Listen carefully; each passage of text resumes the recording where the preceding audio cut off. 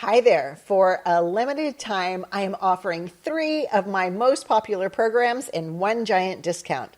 With this Mother Color bundle, I'm offering the Color Course for Rebels, the Mother Color Course, and Instagram for Artists for when you make all that gorgeous art and you want to sell it, all for only $207. That's $120 off the regular price. So don't sleep on this though, because the deal will not last forever.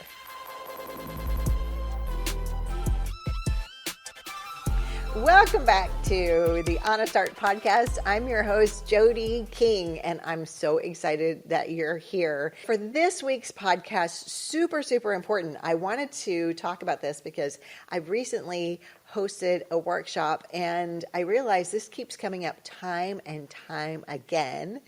And the topic is why we should not be attached to the outcome of a painting before we get started. Now, I was going to just talk about this in terms of abstract expressionism, but truly, this is for all forms that you're creating. Now, if you are creating something like realism, you have an idea. You're usually working from a photograph, right? This is realism. You are attached to what you want this painting to look like. So totally fine. This is more for you if you are an artist that likes to paint representationally, if you like to do abstract work, abstract landscapes, abstract figurative, pure abstract expressionism, whatever it might be, this is for you. So here's what I often see in workshops. The artists who come and they're so excited because they really want to walk away making much stronger art. But the ones that struggle the most are the ones that have an outcome in mind really early when they start the painting. Because they're like, oh, okay, well, I want my art to look like this, or I want it to have this element or that element. And really, any attachment to the outcome too soon, really, what I've seen is it gets artists like hitting the Pinot Grigio at like 2 p.m., right? It's like there's so much frustration. And really the key to it is the lack of attachment. So here's what I am offering you today on today's podcast. What if your biggest struggle with creating your art isn't about values or composition or colors? What if it's because you are so attached to the outcome too soon? So that's what we're going to talk about in today's podcast. We're going to talk about different ways to break free from that and get you really into the best art you've ever created. So if you're ready, let's get messy.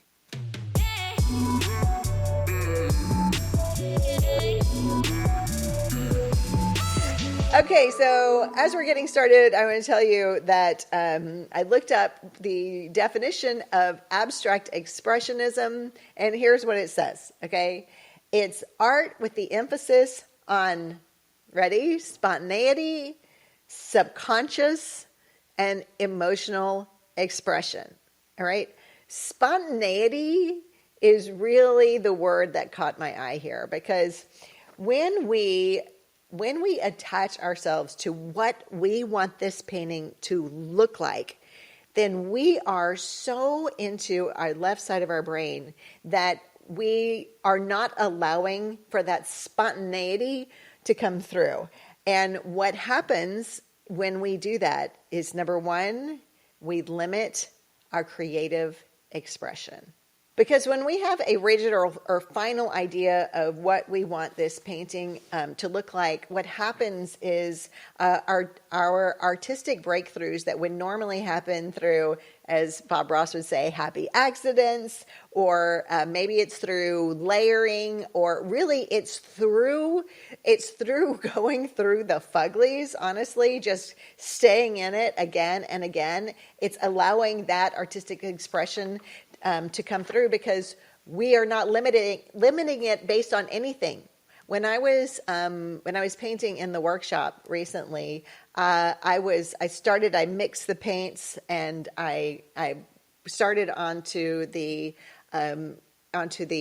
canvas, And I started working it, and I was so loose and I was so free. Now, a lot of that was because, as the instructor, my focus was on making sure that all of the artists, they got what they needed. If they had a question, I stopped. If they needed anything, I stopped. Whatever it might be, my focus was on making sure the artists are making their strongest work and giving them tools to do that. But here's the irony around that, is that because I was not attached to anything about the painting, certainly not attached to the outcome because I had these other things that were going on, because I wasn't attached, I was able to be my most free in it. Like, it just didn't matter. I was just in the moment. And then every now and then I'd have, for stretches of time where I could just be in it and be in it and be in it. And meanwhile, what I found is that artists, especially in a workshop situation, you're really trying to create your best work, right? Because you've paid money to be there and you want to create strong art. And so there's all of this pressure. And there isn't this lightness of letting things be what they're going to be. So within that for you, I just want to say, allow for the spontaneity. And here's one way we can do that. So when I show up to paint just in my own studio, what I try to do is I try to create from a place of a child. One of the greatest compliments that I've ever received. I was painting this 8-foot tall painting, 6 foot by 8 foot tall painting. It was a ginormous painting. And the son of one of my friends just happened to be in the studio as I was painting. And the compliment he gave me, I don't think he meant it as a compliment. I think he was just popping up, and he goes, "You know what? You paint like a kindergartner."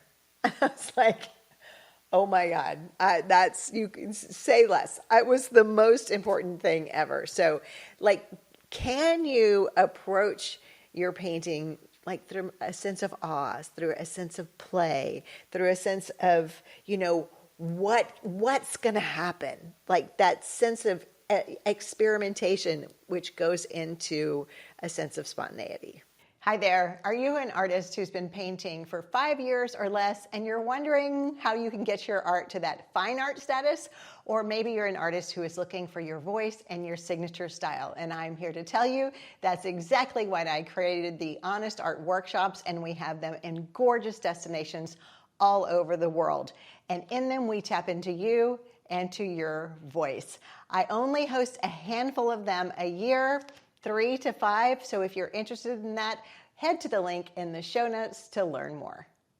Okay, the other thing that happens when we have an attachment to the outcome too soon is it blocks that emotional and intuitive part of what makes abstract work so important. Remember, part of abstract expressionism is that intuition, right?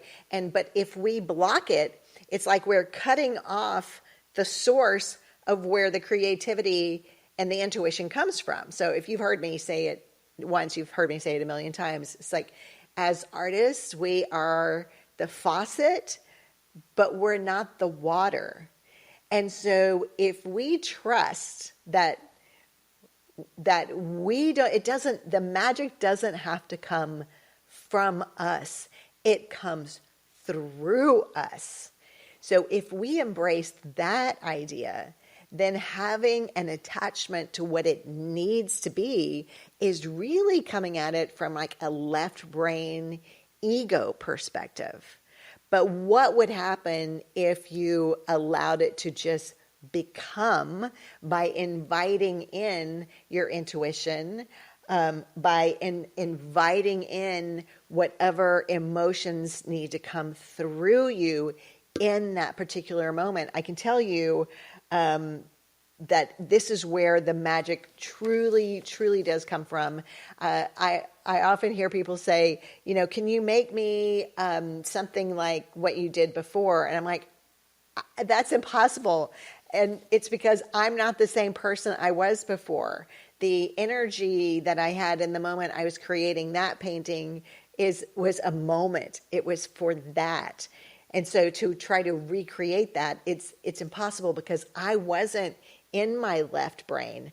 I wasn't thinking, first I'm going to do this, and then I'm going to do that, and then I'm going to do this, and then that is going to lead me to that outcome. No, what I was doing is I was just following my instincts. I was following my intuition. And through that, you step back at the end of, or, the finished product, and you very often go, holy shit, how did that even happen? And that's the magic, right? The magic is that we allowed it.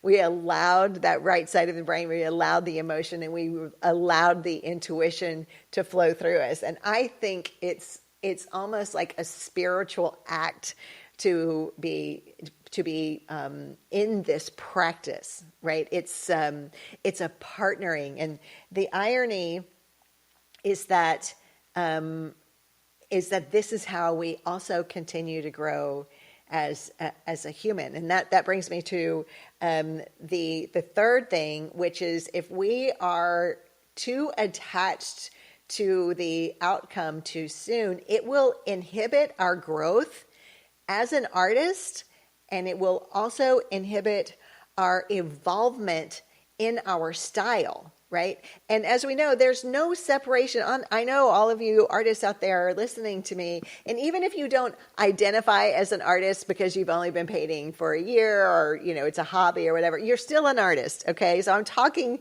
to you for sure. But when you are in this practice as an artist, it affects everything. It affects all of us. I mean, it affects the entire being of who we are. Because imagine you're having to trust your intuition. Hello, that's life. You are allowing the process to help you evolve and to grow. That is life. But within that, the evolvement and the growth that you're going to see in your work is going to be profound, because we can only approach our art at the level that we are, okay? But the thing is that if you are like me and most artists, you're wanting your art to grow. You're wanting it to grow in its depth. You're wanting to grow in skill.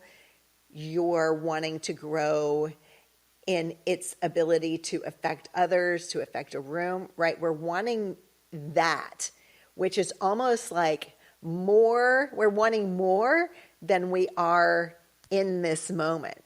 Well, imagine if you are attaching yourself to the outcome right now where you are, that doesn't allow for that growth and for that evolvement. So when we can let go of that attachment and do the things I've been talking about, like showing up with a sense of awe, showing up with like this childlike state, showing up with just like, okay, creator, what are we going to do today? Like getting ourselves out of the way, then we can allow our art to grow and evolve. And then we will grow and evolve as an artist. And I will tell you that our audience expects it, right? And what I mean by our audience expects it is that the art that I'm creating now is not the same art that I was creating even 2 years ago. And the audience expects it. And when we put this into like maybe music might be a way to really put this into the context. It's like, if you are a fan of somebody's music, you love the vibe of that artist, right? You love the vibe of the music. You don't want it to change 100%, meaning if you follow me and you follow my art, I do a lot of mixed media and I do a lot of abstract expressionism. What I don't do, and what I will never do, now I said never, I'm screwed. But anyway, you will really likely not find me doing is realism. First of all, I can't sit still that long. I need more results faster, right? But you won't find me doing realism. But what you will find, because I am not attached to the outcome too soon, you will find that my art evolves with time. And that's what our audience expects. They want to see how our work grows. They want to see how we grow. They want to know the story behind it. So if we are attached too soon, it is going to inhibit our growth and our evolvement in our style. Okay, the next reason why we want to not be attached too soon is, for the obvious reason, is that it can create so much frustration for us as artists because we are so attached. And then what happens is we're like, okay, I have this image of what I want this abstract piece to look like. And by the way, if you have this image about what this piece needs to look like, it's usually because you have seen it in one of two places. You've either seen it in your own work, and I talked about this in my workshop. If I created a piece of art that I love so much, and especially if it's sold, in my mind, my attachment to the outcome will be, I want to create a piece like that one, right? That in and of itself is an attachment to the outcome, and that is what I'm talking about. It leads to so much frustration as an artist. So we don't want to do that. The second reason we might have an attachment to outcome, the second place we've seen it, is because we admire and respect someone else's work. And while we're like, nothing is terribly new, but we can be so inspired by somebody else's work. We want to create work like that person. Again, that in and of itself is an attachment to outcome. And it's closing up that faucet. It's narrowing what is possible for us rather than opening up the faucet and just allowing. And when we allow, that frustration and perfectionism, it dissipates because we're just in it, right? We're just in that flow. We're just following the next right thing.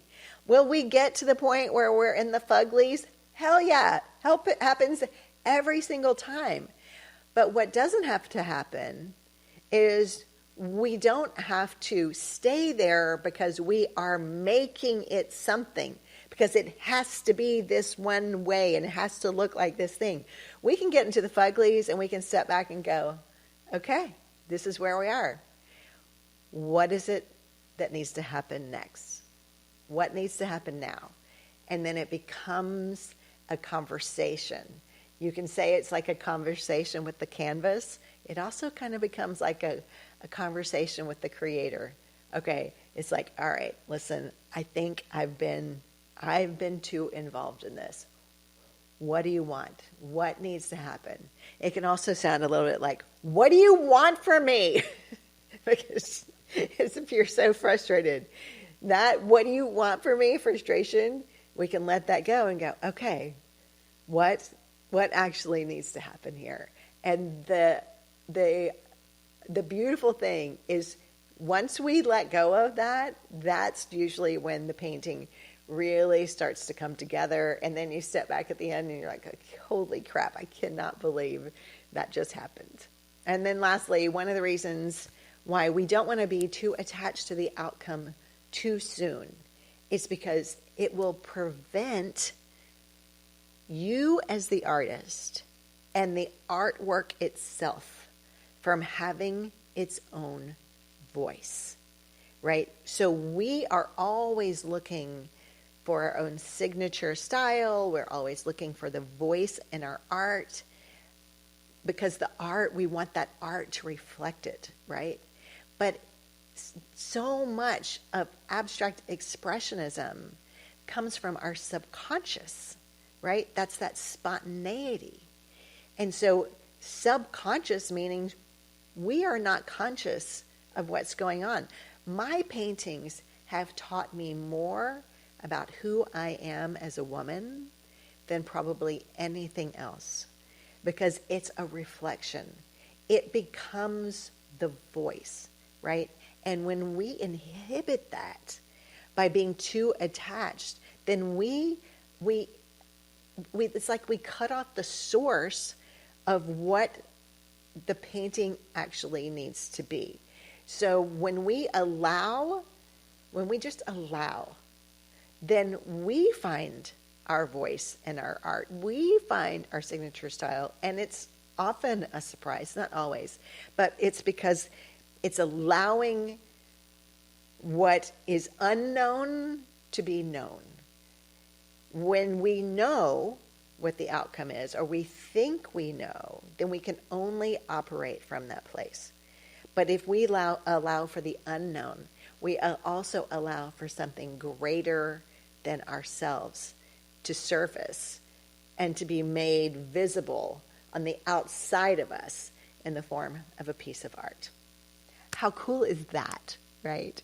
So if you are maybe frustrated with your work, or maybe you're just like, I don't know where my style is going, let me offer this whole podcast as a suggestion. It might not have anything to do with your skill. It may have nothing to do with composition or any of those tangible things. It may just be that your hands are grasped so tight to what it needs to be. But when you open them up, then you're able to receive who you need to become as an artist and what the art is going to be able to offer you. So I hope that was helpful for you. If you have enjoyed what you've heard, like I said earlier, please like and subscribe to the channel. Please leave a review. But if nothing else, just go out there, make some badass art that you're really proud of. Let it surprise you. Let it surprise you. Okay, until next time, take good care of yourselves and each other. Peace out.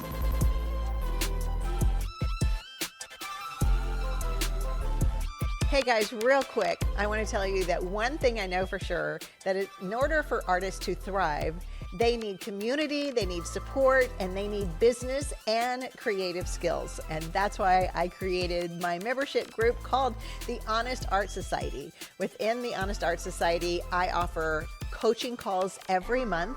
You get monthly art critiques as well. You get trainings on everything from creative techniques to business skills, and you get exclusive discounts on workshops and courses, but maybe most importantly is you get a community of amazing, kind artists, all in an asshole-free zone. So if you'd love to join us in the Honest Art Society, you can go to the link in the show notes. The cost is only $47 a month, and you can cancel at any time. I'd love to see you there.